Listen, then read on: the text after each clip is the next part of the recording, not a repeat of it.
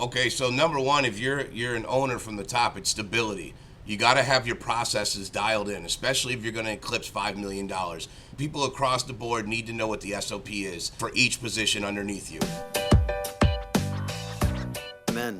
Also, marketing is better when you're having fun. And I Oh think that yeah. that's something that I try to build in my team. That we have like a couple, two, three people on marketing now at our company, which is wild. Like just us marketing us. And I'm like, if we're not having fun, how is the audience supposed to have fun? And you're trying to Exactly. get people to Yeah. enjoy themselves. They got to feel part of the journey too. You got to be able to relate with people and just yeah. If people see how much fun you're having, then it makes them interested in it. So all you're doing really at the end of the day is capturing attention. It's not even about the ad itself. It's about getting the attention of the people. Exactly. And we can talk more about that in a second. We're going to circle back to this. We're going to talk about why you should fire your top rep, how to protect culture, talking about sales leadership and startups, roofing startups. What does it look like? So I want to start with that question, Elijah. But first, could you just give a little bit of a background on the last few years for you and what you're doing now? Oh yes, my name is Elijah Mumm. I have been in the Chicagoland area for the last decade. I've been doing door-to-door roofing sales. Started off as a canvasser, worked my way up to an owner of a company. The last 3 years, I was an owner over at Roman's Roofing. Shout out to those guys doing great things. And we built a big culture and a big company for Northwest Indiana that we were able to eclipse over $10 million in consecutive years. And we did that through having fun and working with our team that we developed over the years. And most recently, I'm no longer a part of Roman's Roofing, just different philosophies. But have branched out now to offer my services basically for anybody who'd be interested in it. That goes, I've done everything from recruiting to marketing to training sales reps. Developing sales reps, diving more into the psychology of sales, and really honing in on that the last few years. And development's really big to me. And as we all know, training is a huge gap in this industry. So if there's a market for it, I think that I'd like to dive into that and see what that looks like. So for right now, just kind of helping any of the companies that I can here locally or even nationally on another level to assist them in their claims processes or development of reps. Join us January 5th through the 7th at Oklahoma City Convention Center for RoofCon 2026. It's going to be amazing. I hear there's somebody special that's going to be keynoting there. I'm going to be speaking. It's going to be really, really fun. And the best part is not even the speakers at events like this. Bringing the roofing industry together, talking about all the most cutting edge technologies and new methods, the best people in the industry sharing great information, as well as having community. That's what it's all about, having community and creating relationships. So join us. That's January 5th through the 7th at Oklahoma City Convention Center. Awesome. So a hard-hitting question in that direction is just how do you deal with high-performing employees who are damaging culture? Well, if you as a business owner is really all in on building a culture, then you need to understand that that's going to sometimes it's going to have to supersede your profits. So like what we said at Romans, and the slogan that I used to use was culture over profits, and you have to be committed to that. And if you're building a culture, you yourself have to lead in that culture. So you have to define first what you think a culture is, and then when you speak that into existence, that's what everybody's going to follow suit with. So it starts at the top and works its way down. What that also means is there's going to be sacrifices made along the way. If you're going to be good at hiring, you're also going to have to be good at firing. And if somebody breaks the culture, now that's a problem. It doesn't matter what the amount they sell is. If they're not good for the rest of the people in that room, if they're not coachable, if they're not teachable, then they serve no purpose in there. Because as the saying goes, if you're the smartest guy in the room, you need to find a new room to get into. You need to escort that person out, because it only takes, as they say, one bad apple to spoil the bunch. And that's a real thing. You got a guy that's gossiping or running around talking, shit about the pay or whatever he's doing, that's fine. Do that in your own time. But when you do that here, or when you start poisoning the mind of other sales reps who are bought in to the philosophy, to the system that you're creating, it's time to part ways with that person.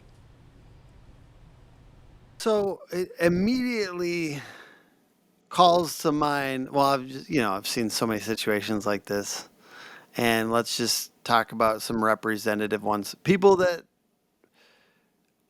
there's a back and forth because owners sometimes can sales reps, they're owed commissions, and that's a whole nother discussion. And that, especially when it comes down to soft stuff, and soft stuff could include, like, I've heard of like owners being included accidentally on a text thread where the employee was talking direct shit, or Yeah. just getting screenshotted and sent to the boss, and the boss is like, well, I don't want you here anymore if you actually hate working here. And it's kind of tough though, because that person sometimes is paid really, really, really well. And how do you handle that in that situation? Like, how do you think those money discussions should go when rounding that down, noting that this is not an uncommon thing? Okay, so I'm gonna be. People aren't gonna like the answers, but I'm gonna give it to you anyway. The very first rule that we came up with at Romans Roofing. For perspective purposes, I started off as a canvasser. I went to sales rep, to team lead, to sales manager, to sales director, and then to owners, all through sales. So all of my philosophy and mindset is sales oriented first. I wanted to build a destination spot for sales reps because of the way that they're treated in this industry sometimes. So going into that, the very first rule that we came up with was anybody that we fire or that we part ways with for whatever reason, that whether it's a mutual agreement, they wanted to do it or we wanted to do it, everybody gets paid everything that is owed to them no matter what. You do not keep anything from a sales rep. You want to know why? Because they're going to go off and they're going to talk, and they're going to talk to everybody about it. And if you can be that company where everybody says, oh yeah, man, that sucks. What happened to all those jobs? I would love to be there when they say, well, they paid me on them, but they still suck. Well, they gave me the money that they owed me, but that company was garbage. That's what I'd rather hear than that. What you just said, that really hurts. Like, it hurts my soul after being a victim of that myself. I lost hundreds of thousands of dollars because companies hijacked them from me because I wasn't willing to work and make more money for them. So I know what that feels like, and I would never do that to someone's one, family, and two, to an individual rep, because no matter what bad blood may be there, even if there is, you worked for me and I believed in you, and I'm sending the wrong message to the people that remain here if I don't do right by you, because that's what you're doing. When you create a culture, it's got to be positive. Give a couple more like nuances around that conversation. Like, how do owners justify that when they do it? Is like the whole stack and starve thing. People will say like the second half Man. is not owed to you until it's built. Do you It gets do you worse than believe that, that bro. that's It's not even that. always So, nefarious? Do you believe that that's always nefarious, or are there legitimate reasons unfortunately, why that's real? sometimes there can be a legitimate reason, but I tend to, again, man, from I'm only speaking on my personal experiences in this, and this is 10 years, so it's been 5 companies, so I have gotten a taste of it, including large corporate companies. There is always a loophole that is put inside of contracts. And to answer your question in short, if it wasn't malicious, then why does every single contract across the country have that loophole in it? If we truly believed in our sales reps, if we truly believed that we had the best intentions going into it, then we shouldn't be creating clauses inside of there to get out of paying reps. But how it happens, what you were asking for, is because they'll find ways like, oh, well, anything that was already signed at work order is what you get paid on. Oh, you were W-2 and it says in your contract here that everything not at work order, or everything that you leave on the table, we get to take. Or, hey, we had to go pay somebody to go pick up this money, so therefore we can't pay you the full amount that was owed to you. Or, they just find ways to do that consistently across the board. And it does go both ways, though. So there are sales reps that will sign something 3 days before they get fired and expect to get paid off some fantasy number that they drew up in their brain. There's also sales reps that I've let go that had less than 15 deals that thought they already signed $4 million. You know, they were telling people they were going to sign $12 million this year. So like there's a big education gap, and a lot of that still, I'm sorry, but it falls on ownership. Like you are the one that creates those guidelines, so you know you got to explain this stuff thoroughly. But again, if you were going into it pure intentions, then all that stuff in the contract shouldn't even be involved in it. But it is. What percentage of companies around the country do you think are doing weird stuff with those contracts? 90. Really? Oh my God! Sorry, I got calendar beeps here. I'm trying to get out of them. Um, that's crazy. That's crazy. So what Yeah. are we doing? I've What yet are to we see one. doing I've yet now? to Would see one that you doesn't say have a there's like loophole. a crisis there? No, I don't think so. It's just the turnover rate. You know, that's something I speak on too. Is that the turnover rate in the roofing industry is only 2.5, 3 years. It's funny when they say that too, because if you ask roofers and like owners and stuff, they'll laugh and they'll say that, but that's not funny to me. In fact, the fact that you accept that speaks volumes to what that turnover rate is. Why are reps leaving after 2 to 2.5 years? Do you plan to close in 2 years? No? Oh, then why in the hell are you letting your reps leave? It's because you guys they don't value sales. I hear it all the time. Oh, that's the easy part of it. Hell no, dude. Sales is the hardest part of all of this. It's the hardest of everything. And until we accept that, we're never gonna understand this front to back. Anybody can, in my opinion, anybody can schedule a build. Anybody can supplement a file that's given to them. You know, you got to go out and earn that with the sales guys. So like, we really should be treating them top notch, and some people don't. They don't view them the way that they should. And I mean, what's the value of a solid rep? You know, they bring a lot of money to you, and companies can do with 3 or 4 good reps that other companies take 15 bad reps to do. You know.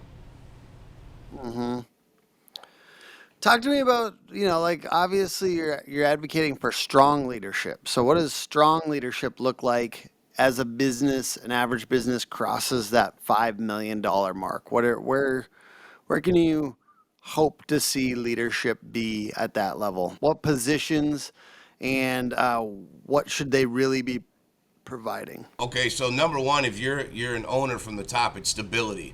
You got to have your processes dialed in, especially if you're going to eclipse $5 million. People across the board need to know what the SOP is for each position underneath you. Then the message needs to be delivered clearly to the manager of what the expectations are for the sales team themselves. But then that sales manager has to find a way to hone in on each individual sales rep to work with their psyche and understand where their mindset's at on a consistent level.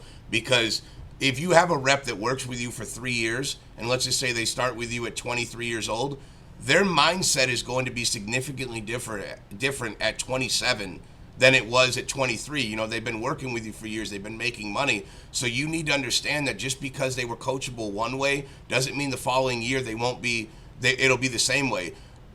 Sales development is a huge factor in the amount of money that you bring in.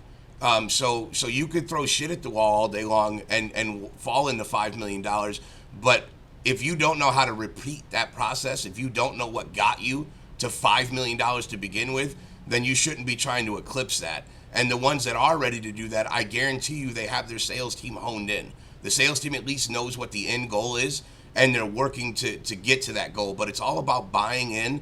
And if you're developing sales reps and you want them to evolve to that next level and you want them to become really dominant, then you yourself has to be learning too. Because in the roofing industry, what tends to happen is you got these sales reps, you're like, read more books, study more, learn more. And then you as a manager, you're just sitting back and you're stagnant. Well, guess what? Now that sales rep knows more than you do and they've outgrown you and they leave. And then you want to say, oh, they weren't good for us. It didn't fit our culture. No, dude, you didn't educate yourself too. If they start getting into development, they're going to want to see it on both ends. Everybody can be better always. And the second you think that you're too good, that's when it's over for you. Yeah, I think that I always talk about with my team, I'm like, the one thing that will stop you from growing more than anything else is by consciously or unconsciously signaling that you do not want feedback. You don't want feedback from like negative feedback. And a lot of times we do it by just being in a bad mood. I'm in a bad mood, so don't tell me anything negative about my performance, whether I'm a boss or I'm an employee. Like I'm people use their prickliness to keep them away from anyone telling them something could be better. And that's the one thing that will hold you back. I mean, there's a balance there. I know you talk about being unapologetically you, and I'm curious, how does that help you win more customers and gain more employees? Let's start with the win more customers thing. What do you think about being unapologetically you, and how does that get you more customers? I think that there's a thin line between professionalism and authenticity. A lot of sales reps will try to be something that they're not, and what ends up happening is you can't control that forever. It's impossible to encounter every position that you will encounter in sales or any hurdles that come up where emotions won't be involved. And if you've been lying the entire time, when the emotions do run heavy or get involved, then you're going to break character. And I've found that if I don't break character, if I remain true to who I am, if you see me everywhere I go and I talk the same, look the same, walk the same, then you know exactly what I'm about. And eventually you're going to hear the words, you're going to be like, all right, well, as ridiculous as he may dress or the tattoos and all that stuff, like he still is who he is, that. And I think that speaks a lot, because I want people to see me in videos and ads and then be like, oh, that's the same guy that showed up at my house. That was the same guy when there was $30,000 involved. That was the same guy when there was $100,000 involved. Like, he never switched up his character, and he wasn't anything different. So when I tell people things, I think that they tend to believe me a little bit more, because I'm being genuine. They know that I'm not going to fake any approach to them at all. And I think that works in my favor, especially for clients that aren't interested in the beginning, because that happens a lot with me. I'm a big guy. I'm tatted up. I'm very loud. I'm very energetic. So I don't connect with everybody on the first time basis. But what does end up happening is through my videos, through my content, through word of mouth, people will tend to hit me up later and be like, oh, hey, man, I'd like to sit down and talk. And then when I get on a podcast or we go to a meeting or something later, then people can connect with you genuinely, and they realize where it's coming from. It's just a bunch of passion, that I'm trying to put out there. So for myself, I want people to know how much I love this industry, how proud I am to be a part of it. But then I want them to also understand that this isn't about money anymore, and it hasn't been for a while. This is about cleaning up the image of the door-to-door industry and educating not only sales reps that are up and coming so they don't make the same mistakes we did, but educating homeowners and stuff, because the carriers are killing us right now, because they spend millions educating their clients, and we sit back and spend millions attacking each other, when all we got to do is do the same thing and shine light on what the real hurdle is here, so we can all unite together and help them, genuinely help people. But again, greed plays a factor in all this, so it is what it is. Does your company want to build your brand and get more jobs in the neighborhoods you're currently working in? The Brick by Brick playbook allows you to establish your brand, your reputation, and gain trust in any neighborhood in your service area, with a series of 4 postcards sent once a week to the neighbors of your current jobs. If you want to get more work in the neighborhoods you're currently working in, get with the team at Dope Marketing and get your Brick by Brick playbook set up today. Nice, dude. I appreciate you being on. I'm looking to you as a rising creator, brother. So I'm curious what everything you do, and I'm excited about what you're up to next. And there is a lot of opportunities right now. There's so many things happening in the industry that could be massive, and kind of just anytime like, let's say you've been tunnel vision on one company for 5 years or whatever, like this, if you step out and you just look at everything fresh, like, what would I do now? I mean, for me, being a marketer, if I was to start a new company, it would be an AI related, like, consulting company or something like that. And it's hard not to want to go do that now a little bit, as a marketer. But at the other side, roofing, it's calling my name a little bit too. So it's really just, there's a lot of opportunity. And I think as a leader, it's like almost like, what am I saying no to? What I say no to enables a hell yeah on the things I like. There's a lot of good things to do. There's so many good things that sometimes it distracts us from our main great thing. You know, what is the biggest next thing that would really be good for my life? You know, I think that that's something I struggle with in leadership because I really like. I'm trying not to talk bad about myself here. I love starting things, and I love trying new stuff, and I think that that's been a strength, but it's also been a weakness. You know. Yeah, no, 100%.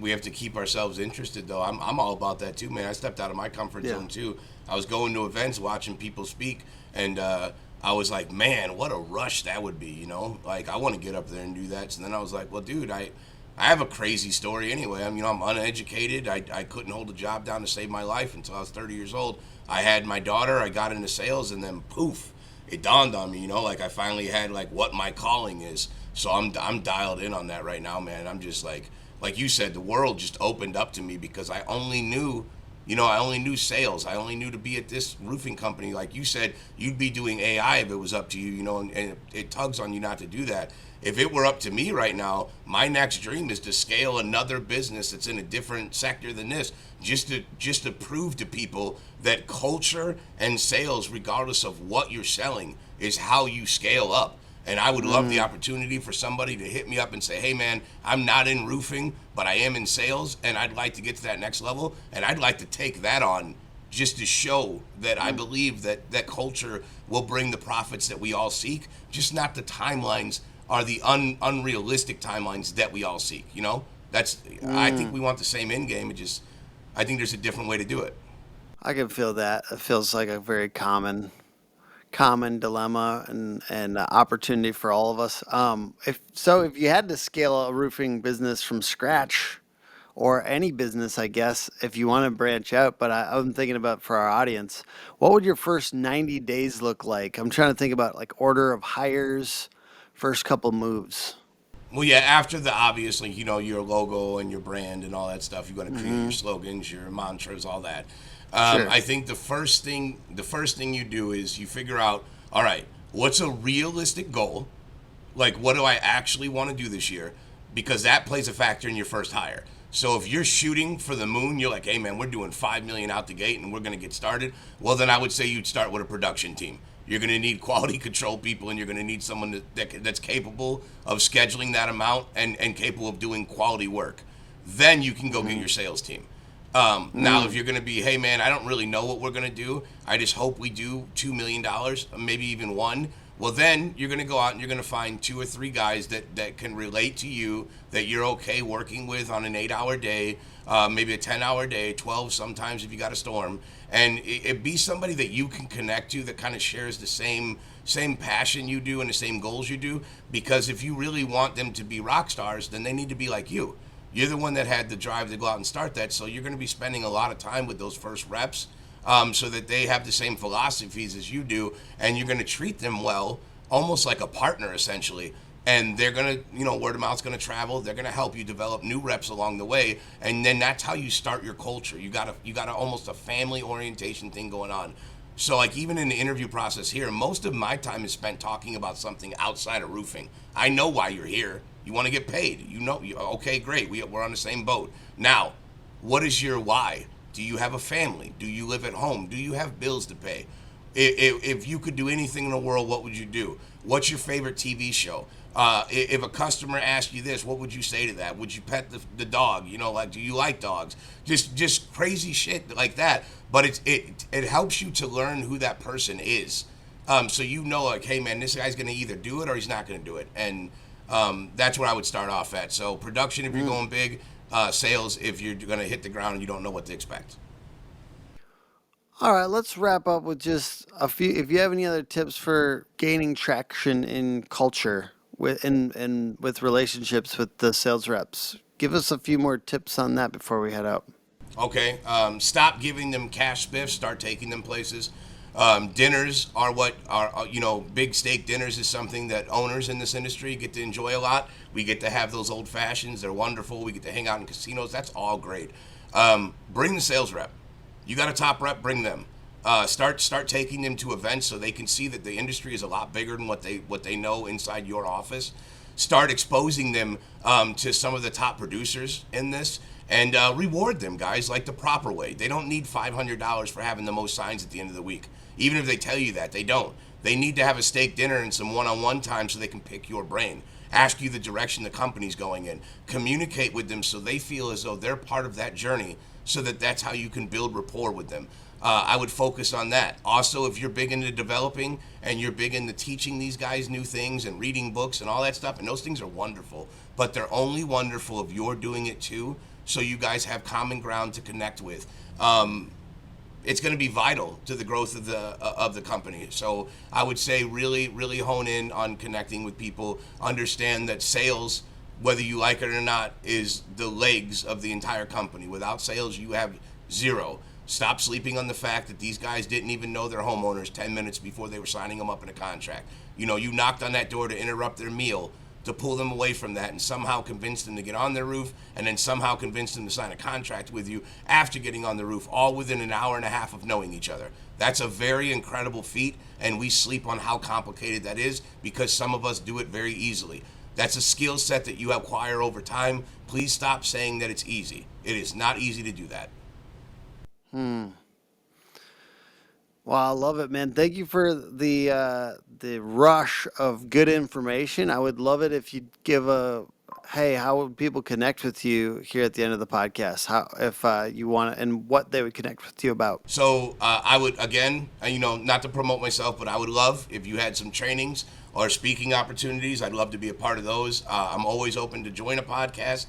Also, you could find me, on my Facebook, Elijah Mumm. I also have Instagram and TikTok. The links are on there as well, and you guys can go look at those pages. And basically, I'm just, I like to have fun. The podcast Roof Trolls with a Z will be back here soon. Season 2's coming out. Working on rebranding that whole thing too. So I acquired that. So I'm still going to be the host of that. And I'm looking to have fun. And if anybody out there is looking to have maybe some sales tips, you just want to watch some fun content, or if you're interested in growing, please reach out to me and let's connect and see what that looks like. Awesome. Thank you, Elijah, for being on the podcast. It's put on by hookagency.com. Sorry, it was a little bit of a shorter one. Thank you for being here. Yeah, thanks for having me. Also, it was amazing to share my birthday with you on your podcast, and I wanted to give you a shout out. Yeah, it's Happy my birthday birthday, today. man.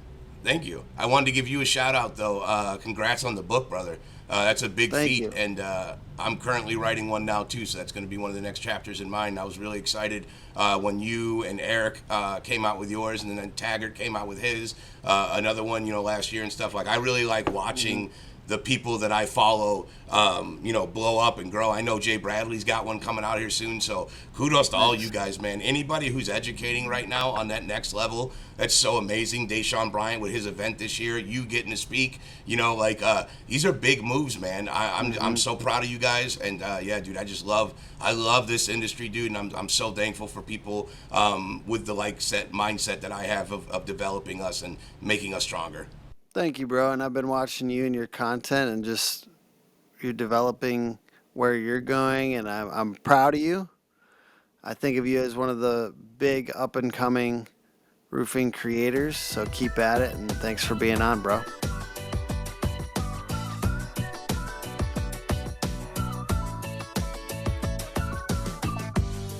They're so thorough with every detail of the website. Working with Hook, the design is probably 50x better than any other design I've ever had. Their team is super communicative, and I mean this genuinely.